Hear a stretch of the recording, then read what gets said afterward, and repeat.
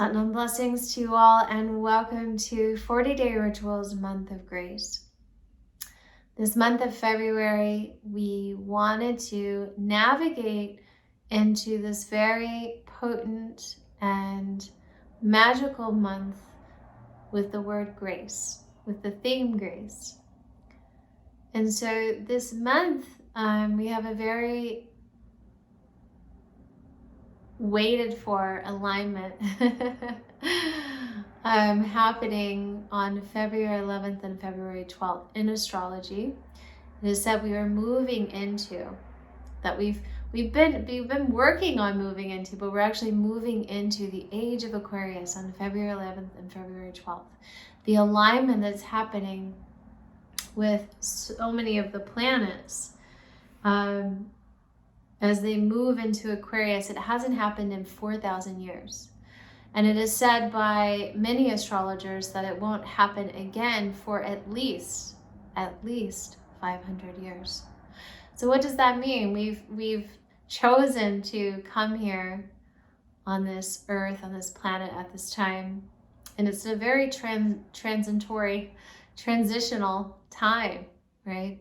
So is it challenging? Yes.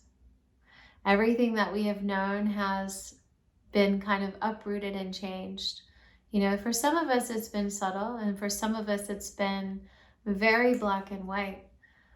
So how are we navigating this time, this year, this life with grace? I have a quote from a teacher, a very beautiful quote, and I wanted to share it with you today. It does not matter if you love or hate him. The pair of opposites do not affect him. A graceful person always remains graceful. So grace is our power. It means that neither something very positive or something very negative affects a person that remains and stays in grace. It doesn't matter who the person is that's speaking to them, or who the person maybe is that's speaking to them. It doesn't matter with the status quo. A graceful person always remains graceful. And that is our power in life. So I have a story to tell you, and then we'll move into the 4 pillars of grace.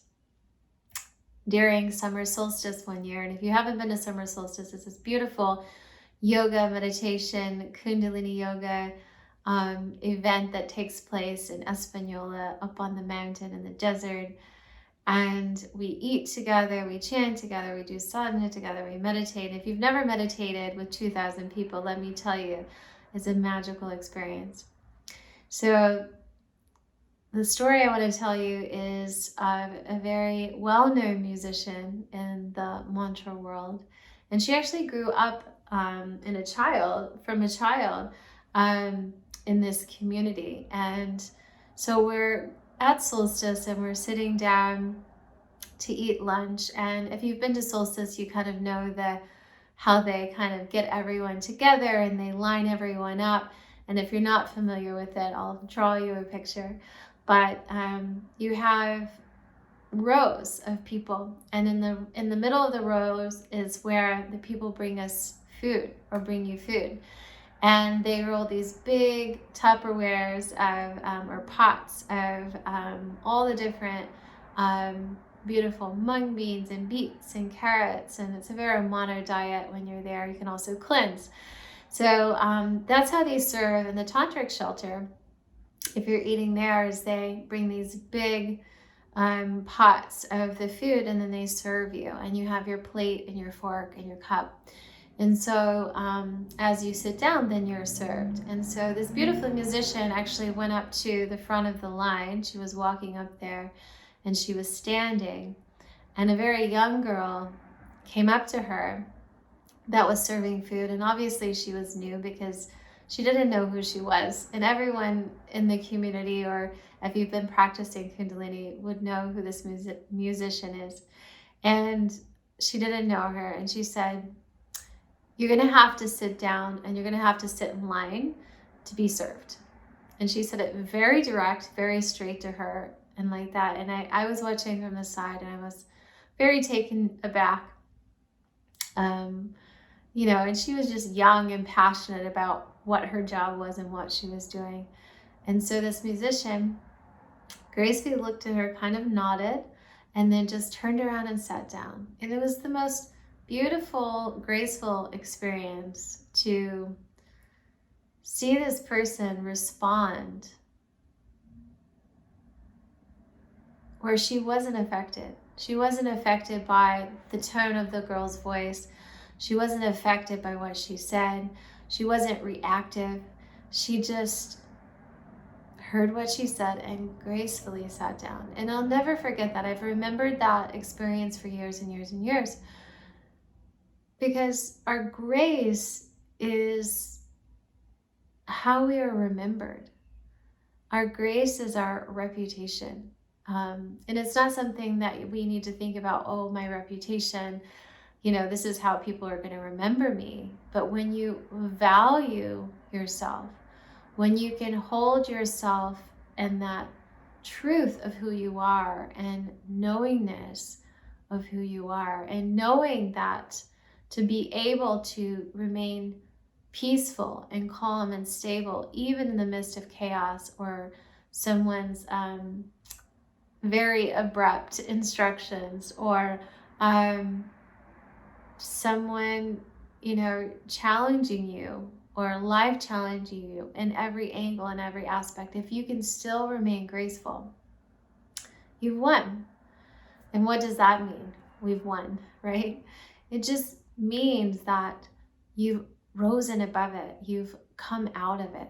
You have maintained and contained yourself.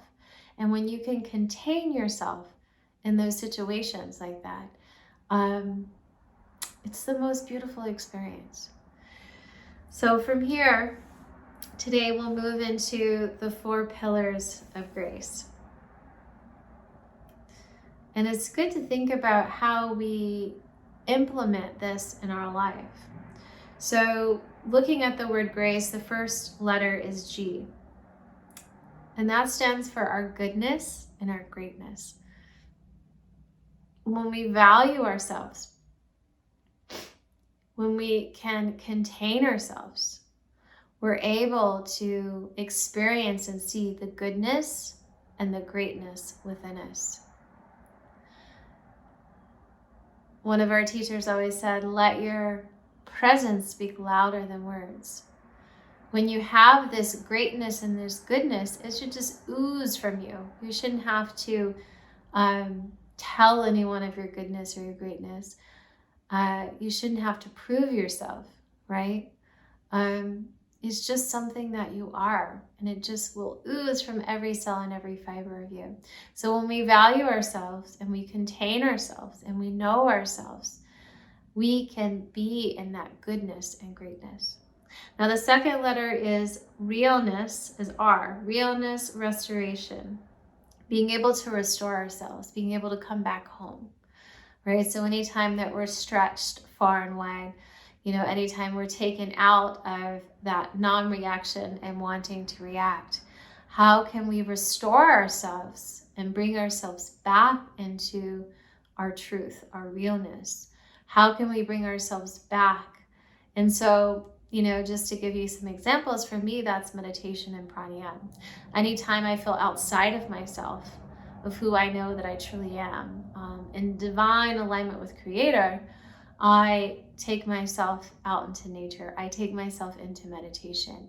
And that might only be for 3 minutes. You know, if you're like me and you have a small child or a family or a very demanding job, or you're in a pandemic, right? Restoring ourselves back to our truth, our divine nature, and connection with the creative force. Now the third is A, for acceptance. So are we accepting ourselves of who we truly are? You know, that will bring us into the energy of grace and being able to embody it as we accept ourselves. And when we accept ourselves, it's not only we're just accepting the goodness within us, we're also accepting the challenging parts within ourselves, maybe the darker side of ourselves, maybe the what we perceive or we see as mistakes that we've made, and being able to accept that. And when you can accept, okay, maybe I didn't say the right thing, or maybe I didn't act and I reacted in that moment. But being able to accept that and be okay with that and forgive yourself, bringing in the wisdom of that experience and being able to say, like, I might not make that choice again. I can accept the choice that I made in that moment, but this is what I might do differently next time. Whatever movement you're moving into within those processes within your mind and within your heart, being able to accept where you are in that very moment at all times, from that moment forward, from that moment in the past and into the future. Full, complete acceptance. Now the fourth letter is C, one of my favorites. They're all great. But C is for commitment, contentment, and compassion. When we are committed to ourselves, there's nothing more graceful than that. Because when you're committed, that leads to contentment. And when you're content with yourself, you're in that middle place. You are in that place of acceptance. You're in the place of neutrality. And really, contentment is within your heart. And I can't think of any other better visualization of where grace would live but in your heart. And then when you have that commitment and that contentment, it moves you right into compassion. So compassion is every essence of acceptance, of understanding, even when we don't understand.